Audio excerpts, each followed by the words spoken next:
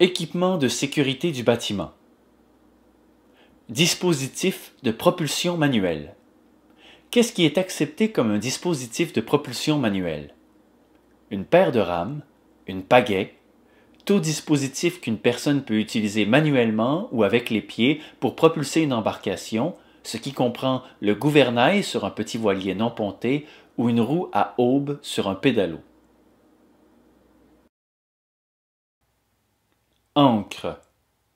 Il est important d'avoir une ancre et du câble qui conviennent à la longueur de l'embarcation, sans quoi les vents forts et les mouvements de l'eau peuvent faire glisser l'ancre, ce qui la fera dériver. Cette situation est particulièrement dangereuse lors du sommeil ou s'il y a des nageurs à proximité de l'embarcation. Il est important de s'assurer que l'embarcation soit solidement ancrée, de demeurer vigilant quant aux signes de glissement de l'ancre et s'assurer que le manillon soit bien verrouillé. Lors du choix de l'ancre, sa capacité de retenir l'embarcation et le type de fond dans lequel elle sera utilisée doivent être pris en considération. Il existe différents types d'encre pour différentes situations. En voici quelques-unes. Encre plate. Comporte une double plaque à l'arrière dont le rôle est de donner un certain angle de pénétration à deux larges pelles plates articulées qui y sont attachées. Les pelles peuvent ainsi s'orienter vers la surface des fonds et y pénétrer.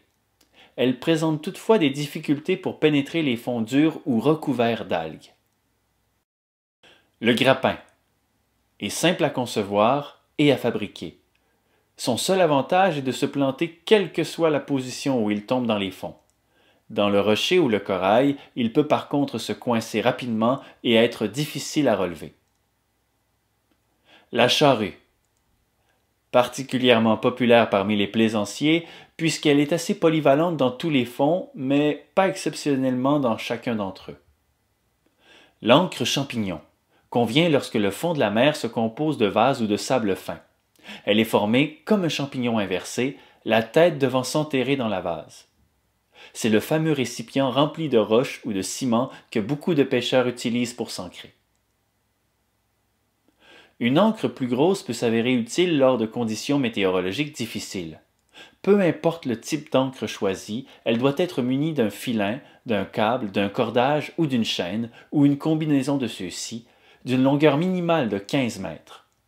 Transport Canada suggère un ratio de 7:1, c'est-à-dire un rapport de 7 fois la longueur de corde pour la profondeur de l'eau.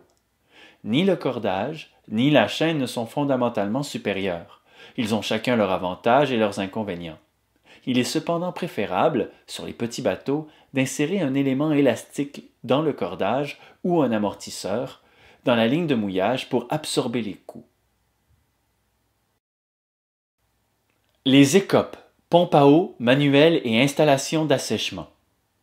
Une écope doit avoir une capacité minimale de 750 ml, offrir une ouverture d'au moins 65 cm² et être fabriquée de plastique ou de métal. Si l'embarcation a une pompe de cale manuelle, la pompe et le tuyau doivent être assez longs pour permettre à une personne d'atteindre la cale et de vider l'eau par-dessus bord.